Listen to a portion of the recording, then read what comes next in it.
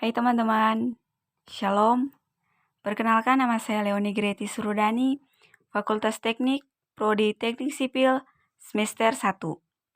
Dosen pengajar Davis Octavianus Pinontoan, SPDK MPD. Mata kuliah Pendidikan Agama Universitas Pembangunan Indonesia Manado. Video ini saya buat untuk memenuhi ujian tengah semester saya, yaitu berjudul Gereja-Gereja di Indonesia. Kita masuk pada materi, yaitu pertama gereja-gereja yang ada di Indonesia. Gereja-gereja di Indonesia pertama kali hadir sejak sekitar ke-17 Masehi.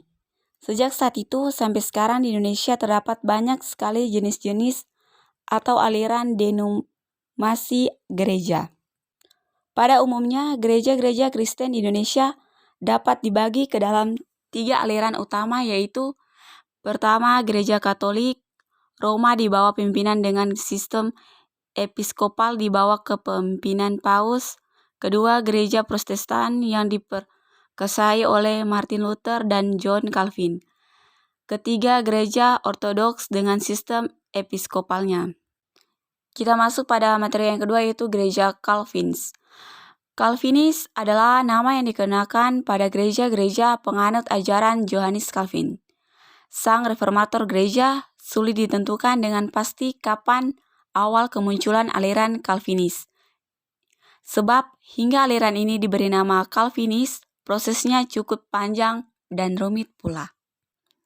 Awal kemunculan pembakuan ajaran Calvin tahun 1536 disebut sebagai awal kemunculan aliran Calvinis. Awal kemunculan aliran Calvinis sebab pada tahun tersebut muncul suatu karya besar dari Calvin sendiri yang berjudul Religions Christian Institutio, yang disingkat dengan Institutio. Kitab inilah yang di kemudian hari menjadi ciri dan sekaligus pusat teologi Calvinis. Pokok-pokok penting ajarannya. Yang pertama, kedaulatan dan kemuliaan Allah. Kedua, hakikat gereja. Dan ketiga, tata gereja dan jabatan. Jalan masuk dan perkembangannya di Indonesia. Aliran Calvinis ini masuk ke Indonesia pertama kali bersamaan dengan datangnya orang-orang Belanda atau VOC ke Indonesia pada permulaan abad ke-17. Sebagian besar pegawai VOC adalah orang-orang Kristen Protestan Calvinis, dan mereka inilah yang pertama kali mendirikan gereja yang beraliran Calvinis di Indonesia. Aliran gereja ini masuk dengan lebih deras lagi ke Indonesia berbarengan dengan datangnya sending-sending Protestan dari negeri Belanda. Hasil dari pekerjaan sending-sending ini adalah berdirinya jumlah besar gereja di Indonesia, khususnya di Indonesia bagian timur, yang menyatakan diri beraliran Calvinis. Kita masuk pada materi yang ketiga, yaitu Gereja Lutheran.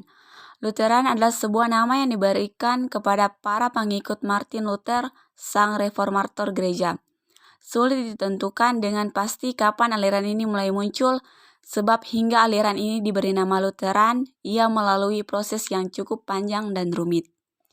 Awal kemunculan pembakuan ajaran Lutheran tahun 1530. Dapat kita sebut sebagai awal kemunculan aliran Lutheran sebab pada tahun tersebut untuk pertama kali terbit sebuah dokumen yang berisikan ajaran Martin Luther. Dokumen ini dikenal dengan nama Konfesi Augsburg dan disusun oleh para teologi pengikut Luther, terutama Philip Melanchthon. Pokok-pokok penting ajarannya. Pertama, firman dan sakramen. Kedua, jabatan dan tata gereja. Dan ketiga, tata ibadah. Jalan masuk dan perkembangannya di Indonesia. Gereja atau aliran Lutheran pertama kali masuk ke Indonesia bersamaan dengan datangnya orang-orang Belanda atau VOC, yakni pada permulaan abad ke-17. Di antara para pegawai VOC, ada orang-orang yang beraliran dan mereka inilah yang pertama kali mendirikan gereja Lutheran di Indonesia. Gereja-gereja Lutheran di Indonesia. Yang pertama GKPI, kedua GKPS, ketiga GKPA, keempat GKPPD, kelima GPKB, keenam GKLI, ketujuh GLI, dan yang terakhir masih banyak lagi.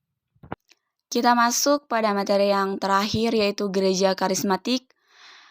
Gerakan atau aliran karismatik dikenal juga dengan nama gerakan Pentakosta baru. Dengan demikian, jelasnya bahwa gerakan karismatik berpangkal pada gerakan Pentakosta. Ciri utama yang menunjukkan bahwa gerakan karismatik berpangkal dan mirip dengan gerakan Pentakosta ialah keduanya memberi tekanan pada baptisan roh dan penyembuhan ilahi. Awal kemunculannya.